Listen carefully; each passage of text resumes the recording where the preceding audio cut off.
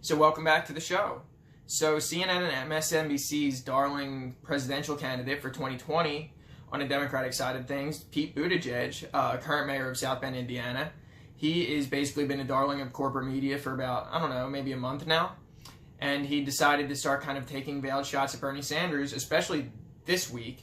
So the first one was kind of a little bit maybe vague, where people could say, you know what, maybe he just phrased that badly and he didn't mean it as a veiled shot at Bernie Sanders at all.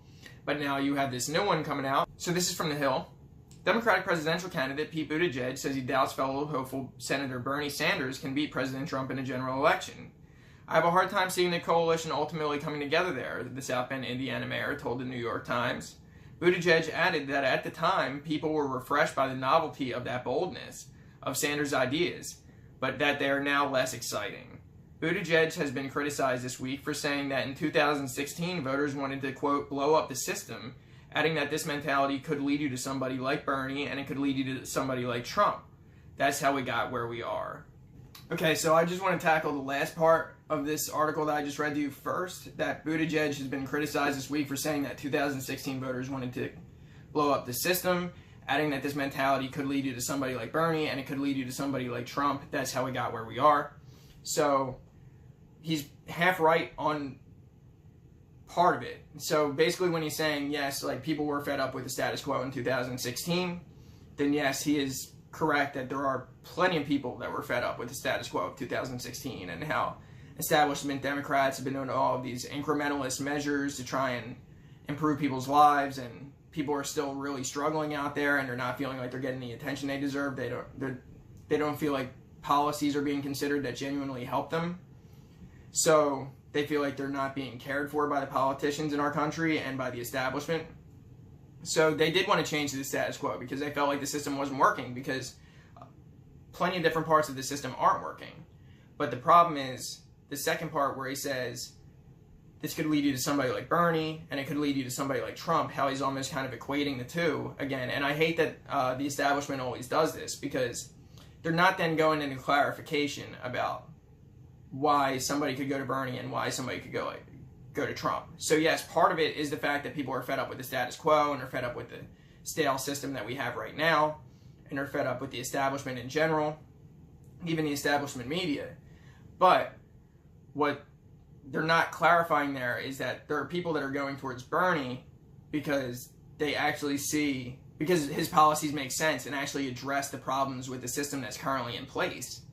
And then he's not saying, and then he's not clarifying that part, and he's also not clarifying that the people that are going to Trump are misguided because they are fed up with the system, but then they're completely sold down the road, basically, or sold down the river, because Donald Trump's just lying to them and using populist rhetoric to get them on board and make it seem like he cares about them and what their priorities are. But really, he's just doing what any establishment Republican would normally do: tax cuts, bumping up the military budget. It's just a typical thing. He's just if you look at Donald Trump's policies, the stuff that he's been doing, being hawkish with Iran, all of these things, being very pro-Israel, pro-Saudi Arabia, he's just doing the typical Republican things, but he just sold people down the river and said, you know what, I really care about you, and I'm actually going to look at these trade deals. I'm going to try and do something about these to make sure that you actually don't have your jobs being outsourced all the time. And that's how he cultivated a decent amount of support in the Midwest, where people were like, you know what, I don't like, there was a group of people that were like, you know what, I don't like necessarily that he's like this racist lunatic, but I do feel like he may actually fight for me. And were they completely fooled? Yes, they were fooled, because he wasn't actually ever considering actually fighting for them. He just wanted to fight for what he wanted to fight for. And honestly, at the time, I don't think he even came into the White House with any like legitimate agenda. He came in, the border wall was one thing that he actually did come in. The most loony one out of all of them was the one that he came in there and was like, you know what, I really do have to push for this like hardcore, because it gained so much traction that everybody would still be chirping at him from the Republican side if he didn't do that. But the fact that he basically fooled them all and got them to join in because people that were actually getting screwed over by the system that is currently in place and by the status quo wanted something different, so then they vote for Donald Trump to blow it up. There were a lot more people that were being fooled by that. because he wasn't actually standing for policies. Maybe he played lip service to some of these policies, but he actually didn't ever go for any policies that would actually help these people out since he's been in office. But then somebody like Bernie Sanders, he's actually offering policy prescriptions that actually do address these problems and address income inequality and address people being underemployed and address people not having health care and address people having student loan debt, address people having problems able to afford college in the first place and having to enter into the system of accumulating student loan debt. So you have all these things where Bernie Sanders is actually looking at it and saying, you know what, there are ways that we can help. And here are the ways that we can actually help you, and here are the ways that we can give you gainful employment and a good job and health care, and hope that maybe our environment will actually be able to stay intact without us just destroying the entire Earth's climate. So, and we can actually do that by providing jobs to people like coal miners, by giving them new jobs in environmentally friendly industries, and by doing something like a Green New Deal.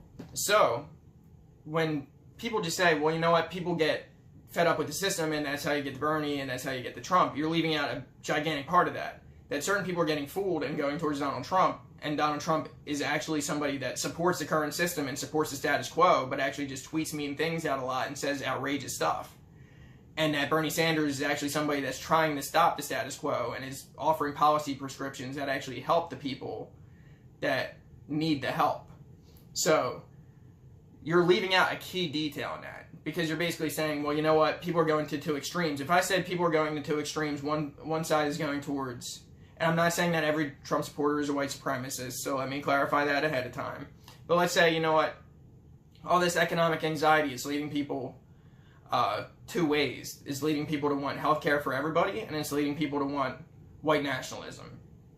You would say, all right, well, like, you would obviously still preface that by saying, you know what, one side is being led in the right way by saying they want healthcare for everybody because it's a reasonable policy proposal that actually makes a ton more sense than the system that we currently have in place. And you would say, all right, you know what, the other side of this is something that's just basically fear-mongering and demagoguing people and just lying to you to make you think that these are your problems. And that's how, and addressing these things is going to be the way that we help you out and make life easier for you and give you a better quality of life. But they're actually not the things that are actually going to really help you out. So saying, you know what, either way you're led to one radical extreme or the other, that's not true, because one side that people are being led to on the left is actually offering reasonable proposals to actually address these issues for the people that need them. And even for just every average American, honestly. These proposals affect such a broad base of people across the country and will help so many people. It's not just solely people who are under the poverty line. It will help plenty of people in the middle class as well.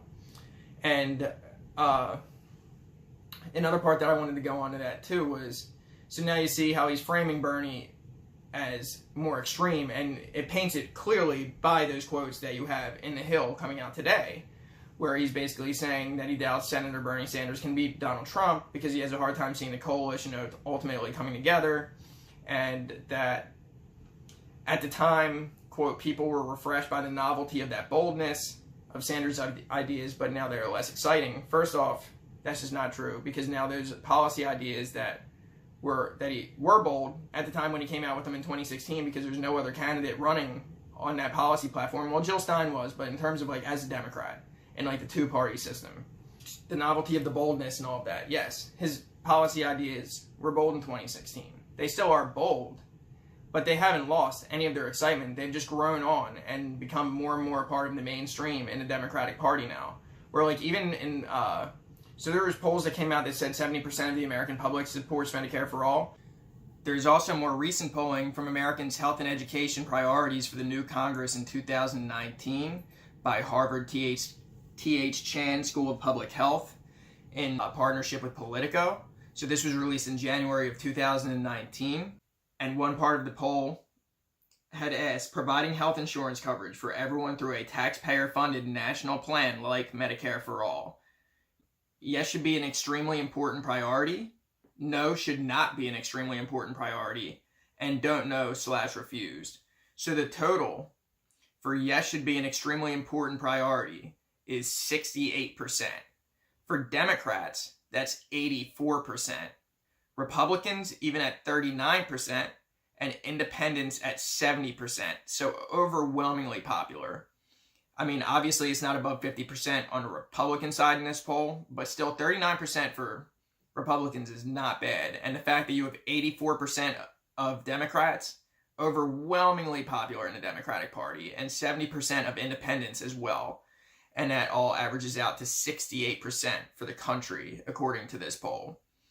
And then you have, for people that believe it should not be an extremely important priority, this doesn't mean that they think it shouldn't be a priority at all, but it should not be an extremely important priority, is total 30%, among Democrats 14%, among Republicans 60%, and among independents 28%.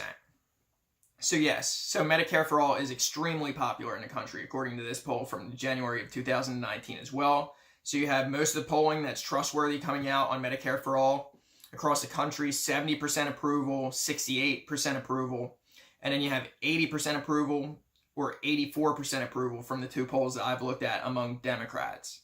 To go a step further here, let's also look at the general election polling data for a hypothetical Trump versus Sanders race versus a hypothetical Trump versus Buttigieg race. So the Real Clear Politics average for Trump versus Sanders is Sanders at plus 2.7. The Emerson polling has Sanders at plus 3. Rasmussen, which always has a pro-Trump bias in terms of the polling data that they release compared to other polling places, is at Trump plus 3. So that's the only one that has Trump winning in terms of the Trump versus Sanders aggregation here. And Public Policy polling, which is more of a Democratic biased one, has Sanders at plus 8.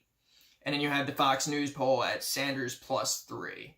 So Sanders is winning in all of them except for the one that is known to be the most biased for Republicans and Trump, having Trump winning at plus 3 in that one. But then you also have the Democratic bias one, which is the Public Policy polling, which has Sanders at plus 8. And then you have the two other ones in Emerson and Fox News having Sanders at plus 3. So then you go over to the general election of Trump versus Buttigieg. The Real Clear Politics average is Trump plus 0.6. Rasmussen, obviously, like I said, Trump biased, has Trump winning plus 4, but that was, even for the Trump bias one of Sanders versus Trump, it was Trump plus 3, so Buttigieg is getting beat worse, according to the Rasmussen poll.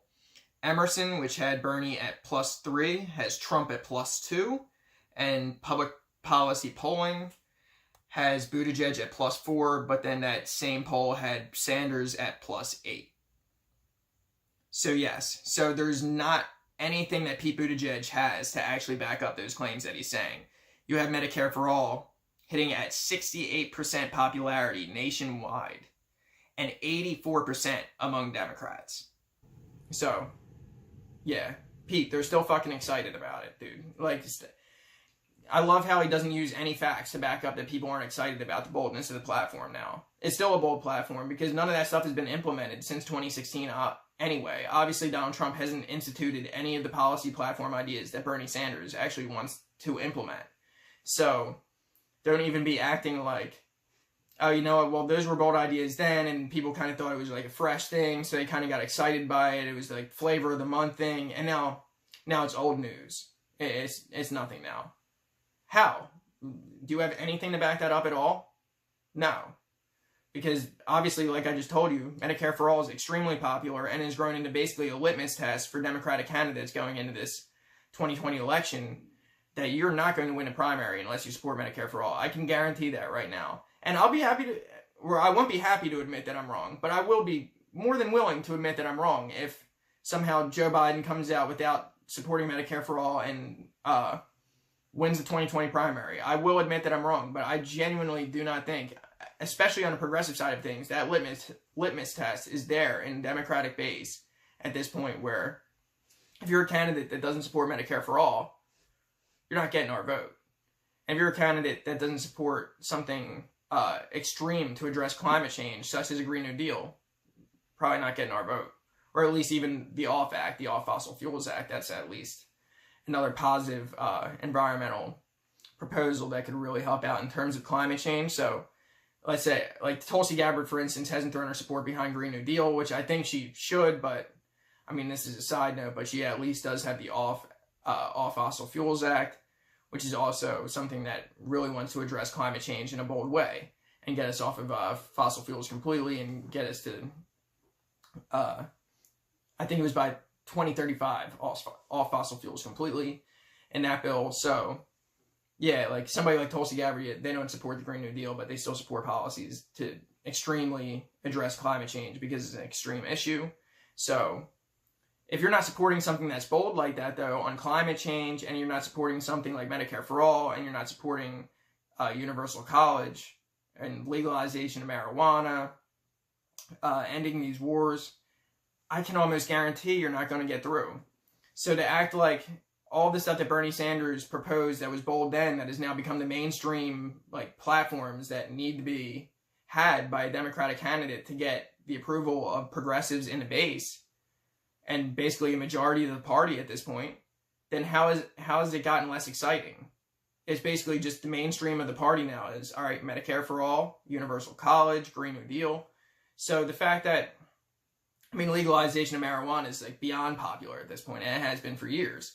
So the fact that you're even saying that, that's bullshit, and it's not true. And I would love to see where you're getting your facts from that all of a sudden they're just not exciting anymore, and that people still don't want Medicare for All. Like all of a sudden everybody was like, you know what? Back in 2016, everybody was sitting around saying like, you know what? I like the gumption of this guy, Bernie, to just offer those things, which they did. But then the fact that they're like, you know what, I don't think Medicare for All would actually work. I don't think it would be a good system for us to have. I think it would be better off doing some kind of public option or strengthening Obamacare. But I just love the boldness of them. I'm just going to throw my vote that way. Even though Hillary Clinton would want to strengthen Obamacare and he wants to go further than that and do something like Medicare for All, you know, I love his boldness, and I'm really inspired by his boldness, even though I think that his policies wouldn't work. That's not what people were saying. People were like, you know what?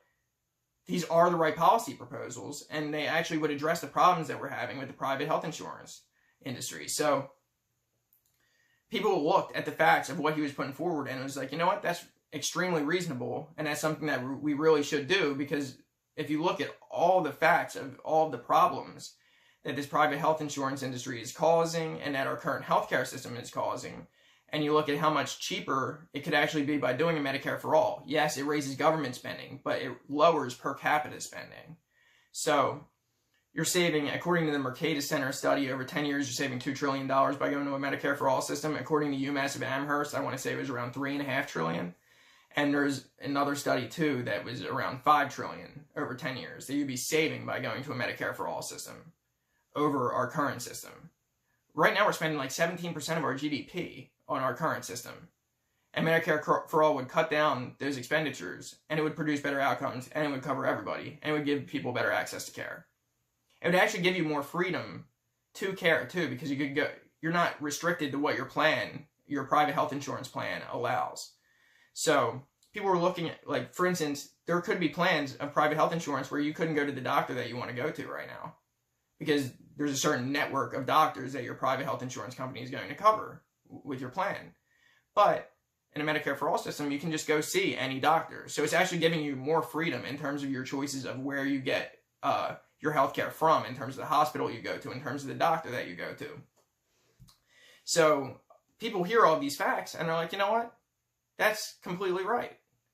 And that's really, really reasonable. And I have no idea why we're not already doing something like this. And then they start, and they see, and the people who had their eyes opened by this, who weren't already fighting for those things, are seeing, you know, why isn't this in place? And they're like, wait a second. You know what? All these big pharmaceutical companies and all these private health insurance companies have so much money, and they're donating them to all these Democratic candidates, and they're not supporting a common sense proposal that would really address all these issues with our healthcare. And they start to realize, you know what? They're not actually fighting for us. There are policy ideas that are here that this guy Bernie Sanders is fighting for, because he's not corrupt, and that they actually make sense. And if we have these corrupt politicians continuing to peddle this incrementalist nonsense on us, then we're never going to get to a Medicare for all system that would really help us all out and provide somebody that we love or somebody that we're friends with or just people that we know don't have health care with health care and would get better outcomes and would cost less. So people realize this and they're like, yeah, you know what? That's bold and that's also exciting. And they're not backing off of that excitement. They've gotten more and more staunch on the fact that they want a Medicare for all system. So just the fact, especially on the Democratic side, like I said, the Republicans are running a lot of propaganda against Medicare for all right now. They've been doing the Medicare for none thing and the death panels, all of these propaganda scares about it, and waiting too long for care, all of that stuff.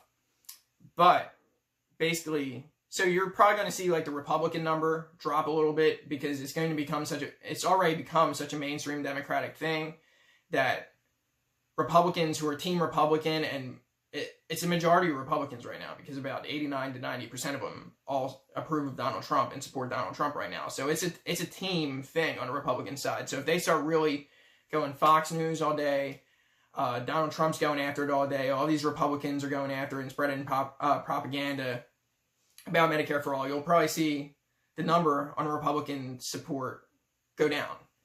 But that's honestly just natural at this point because we're getting into an election cycle and there's a lot of propaganda going around. But in terms of the Democratic side, like 80% approve of it. So, yeah, Pete, they're still excited about it. You have a coalition there. You have progressives, you have people that are left-leaning that don't consider themselves maybe to what's the establishment media says, like the far left. But you have people that maybe don't consider themselves to be like social democrats and don't consider themselves to be part of the Bernie Sanders wing of the party, that when they're presented with these ideas right up front to their face of something like Medicare for all and all of the benefits of it and all of the negatives of our current healthcare system and how many of those negatives could be turned into a positive by a system like Medicare for all, then they're like, yeah, you know what, I do support that. Because people that are left-leaning naturally tend to be just left-leaning because they care about others' well-beings and they care about being able to provide government support to people who need it. So when they hear something about, hey, this is something that's completely feasible, it's not a fantasy land proposal that like some of these centrists and Republicans are making it out to be, we can, now don't get me wrong, I don't want to say easily because it is a gigantic process and you have to overhaul the whole system and you have to phase it in over time, but it is something that can be done and it will be better and it will be more efficient and we can pay for it and it saves money per capita and it increases federal spending, but it reduces overall spending for us as a country. So when you present them with all those things and say, yeah, it's going to help people and it's doable and it's actually more efficient than our current system and it gets better outcomes, then people that are left-leaning tend to be, even if they don't consider themselves social democrats, tend to be like, yeah, you know what? I do support that. And I want something like that in place because I want people to be helped. And if it's something that's feasible that can be done, then I want these people to get that help. So even some people that don't consider themselves part of that Sanders wing of the party still would support a proposal like that, as long as they're presented with the facts. And I think you'll see even more people sway to that during the Democratic debates and this whole lead up through 2020. So Pete Buttigieg, he's just doing these veiled shots because I think he knows that he's one of the main centrist candidates right now. And all of the centrist Democrats and the corporate Democrats and the establishment media are really like playing as the marching band for Pete Buttigieg right now. And they're cheerleading him on. They're having him on at all of the shows. They're throwing him softball questions all the time. They're not pushing back hard on him in terms of when he always acts like he's always saying he's going to do this by philosophy and he has no real like policy proposals yet.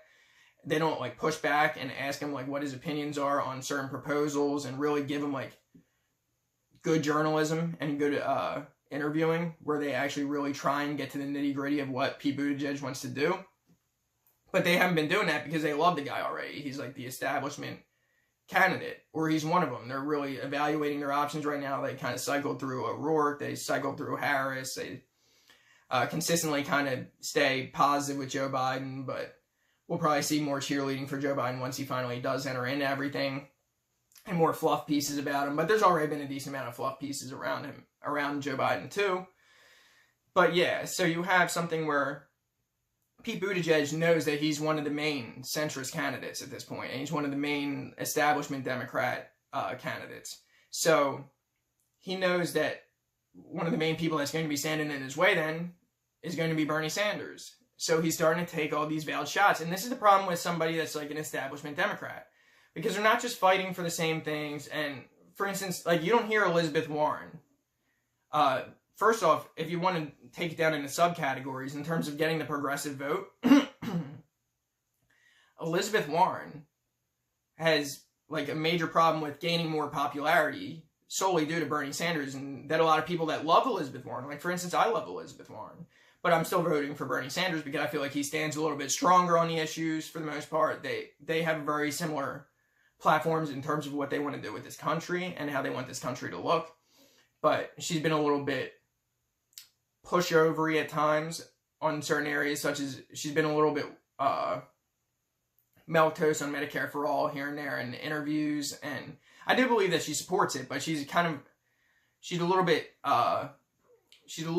too much of a pushover here and there, where Bernie Sanders really stamps his foot in the ground and fights back on anything, whether it be the framing of the question or the facts of what they're asking him about. So, like, a lot of people that would love Warren, if Bernie Sanders wasn't in the race, they would support somebody like Elizabeth Warren. They're voting for Bernie Sanders. But does Elizabeth Warren go out there and take pot shots at Bernie Sanders? Does Tulsi Gabbard go out there and take pot shots at Bernie Sanders and take these little veiled shots at him? No. Because they understand that they're fighting for the same goals and they're fighting for better lives for the American people. And they need to fight together and unified to get these policy proposals through and not be taking petty pot shots at each other in the meantime. But then Pete Buttigieg, he just comes out there and he's like, yeah, you know what? This is like a rat race for the 2020 primary, so I'm just going to start taking shots at the front runner and start poking holes at him because I want to win and I'm narcissistic and I just want to win this thing. And that's it. Beto O'Rourke was kind of the same way, where Beto O'Rourke, in his defense, didn't really necessarily attack somebody like Bernie Sanders as much as Pete Buttigieg has so far in the past few days alone, but you see that there where Pete Buttigieg is just trying to take his shots in on a front runner and try and garner more support for his campaign now and try and take away from Bernie and try and throw some shade at him now and trying to act like, you know what, it was bold back then, but people are tired of it. It's no new thing anymore. And it's like, the only other thing that I do want to add to this too is like, how can people be tired of it when they support those things and they haven't been implemented yet? Like, what are we just going to give up? Like, are we that spineless where if I say, you know what, I agree with Bernie Sanders in 2016, I think that's a bold proposal to get Medicare for all, and I think that's something that we need to do, and I'm willing to fight for it tooth and nail. And I know that Bernie Sanders is willing to fight for it tooth and nail. And then all of a sudden it gets to 2018, I'm like, it's still not in, so, you know, whatever. I'm tired of the Medicare for all idea. Where's the public option at? What about strengthening Obamacare? No, we still want the proposals. We're progressives for a reason. We're the left for a reason. And the people that support Medicare for all and support Bernie Sanders like that devoutly support him, they still want these policy proposals because they're not implemented. They're not even close to being implemented yet. And they're overwhelmingly popular because they make sense. So the fact that you're acting like all of a sudden, like, it would be one thing, it would still be a stupid case, but let's say somehow Medicare for all got implemented in these 2 years since then. Like, Bernie Sanders got elected in 2016 and he implemented Medicare for all, and people, first off, it wouldn't even be fully implemented yet, so obviously bear with me in terms of this statement that I'm trying to make here, but it would be like if Bernie Sanders got elected off of the excitement of something like that, and then it got implemented, and then people were like, yeah, you know what, this actually isn't as good as we thought it was going to be, and you know what, maybe the wool was pulled over our eyes a little bit, and we're starting to experience some problems with it, and maybe we're conned a little bit into believing in this policy idea. That would be one thing. First off, that still wouldn't happen, though, in terms of something like Medicare for all, because Medicare for all, the facts are what they are for these studies on Medicare for all, for the actual evidence that you have in Europe and Scandinavia for something like a Medicare for all system or a universal healthcare system. So the fact that you have him just saying, yeah, you know what, I think they're kind of already, like, basically saying, I think they're already kind of just bored of it, and they were refreshed by just, like, him shooting for the stars back then. They thought that was admirable, but that's all that it was they just thought that was admirable, that he was shooting for the stars. Like, we're like a bunch of kids that just see some kind of, like, new shiny toy, and we want it for the moment, and some new shiny toy comes out and we just forget all about Bernie Sanders. No, because first off, there's no other shiny toy that would be better than Medicare for All anyway. Medicare for All, in terms of left healthcare proposals, that is like the shiniest toy that we're continually trying to get. It's more like, honestly, like a Super Bowl ring or something like that than it is a toy at this point. Like, it is something that we're striving to get because that is our ideal system if you're a progressive. So it's just annoying and frustrating because Pete Buttigieg, I'm sure he's going to continue to take these smug, veiled shots at him and act like and Buttigieg is going to act like he's above the fray, and then the Democratic Party establishment is going to continually preach unity at progressives again, even though they take shots at people like Bernie Sanders and Elizabeth Warren all the time, mainly Bernie Sanders, but still Elizabeth Warren, and Tulsi Gabbard gets unfair treatment by the establishment media and establishment Democrats as well. So you have all of these things going on where they want to preach unity. Charlie Murphy! That was cold-blooded! He had this ring on to commemorate this song he had put out called Unity. And this was imprinted in that black head of his. Like, that's basically what the establishment Democrats do all the time. They just, like, punch you right in the face. And then they say, well, unity, don't punch us. It's unity. And it's almost literally like, are you guys even being serious? Like, how do you guys not, like, how do you guys even say that with a straight face at this point, that you're for unity? When you constantly smear and propagate these smears even further. Like, let's say there's a smear that happens from the Republican side, the establishment Democrats and the Democratic leadership, they never stand up for progressives when it comes to something like that. So they preach unity, but they don't actually mean unity. And here's an example of Pete Buttigieg, who will probably say something about the unity at some point in time, but here he is taking bad shots and basically equating Bernie to the left extreme of Trump, and which I hate that thing because it makes it seem like it's anything like Trump, when Bernie's thing is picking on actual problems and saying, here are legitimate solutions that I have, and people that are reasonable are like, you know what, I want these solutions because I see the facts and I know that they would work and that they would help address the problems that we have in this society. And then Donald Trump, people are just getting conned, and some of them are being conned, and then a grand majority of them are just basically just drinking the Kool-Aid on Donald Trump at this point. And the fact that he's at like 89% support, like it's a team Trump thing on the Republican side, and there's too far gones that would vote for Donald Trump no matter what, and would believe Donald Trump no matter what. But then there is a percentage that did get conned in by his populist rhetoric and thought he would fight all of this job outsourcing and get rid of some of these trade deals and make better trade deals for them. So you do have things of that nature where Donald Trump's actually was doing some populist rhetoric on the campaign trail, and obviously he was full of shit and he didn't mean any of it, but he did con like a percentage of people that did vote for him into thinking that maybe he would be better for working class people than Hillary Clinton was. So yeah, to equate the two is just disingenuous, because you're trying to link those two as these radical extremes, and that we just need to meet in the middle and get somebody that's nice and doesn't want anything radical to happen and wants to do incremental change. But what he's missing here is Bernie Sanders' ideas of change are actually correct and actually would address the problems, and Donald Trump was just a liar and just offering fear and demagoguery and some populist rhetoric as a bullshit populist rhetoric to con a certain percentage of his voters into voting for him. So yeah, it's disingenuous to be equating the two, and you at least gave Pete Buttigieg the benefit of the doubt. Obviously, after seeing his comments today, you're not going to give him the benefit of the doubt anymore, because it's clear that he stands as basically wanting to take these veiled shots at Bernie Sanders, and that he doesn't stand with Bernie Sanders on the issues. So yeah, that's it. Another thing to not like about Pete Buttigieg, another reason to see that he is just another centrist Democrat, establishment Democrat, and somebody that establishment media is going to continually fawn over as long as they think he has a chance. And outside of that, obviously, all these comments here I think are completely nonsensical, and I don't understand where Pete Buttigieg gets off just making these comments and then thinking that he's really going to have a chance at winning this Democratic primary. I genuinely don't think Pete Buttigieg has much of a chance. Like, the establishment can do as much as they can to try and prop him up, but still, at the end of the day, somebody like Bernie Sanders is going to be too strong, and he has too strong of a base of support for somebody like Pete Buttigieg to come along with his centrist ideology that people already in the Democratic Party basically said, you know what, we're not enthused about that anymore. We want something new. We need something invigorating. We need something bold. We need change.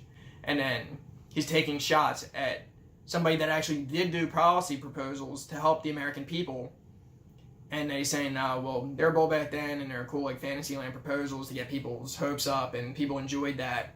And it was a breath of fresh air, but it's time to get realistic now, folks. You need a centrist Democrat to bring the incrementalism back and do little tweaks here and there, and maybe we'll help some people out here, we'll help a few people out there, and we'll get the incrementalism back, and we'll govern by our almighty philosophy, whatever that's supposed to mean, and be vague about it, and have no standards that we're being held to once we get into office, because we never gave any policy specifics on what we're going to do when we get into office.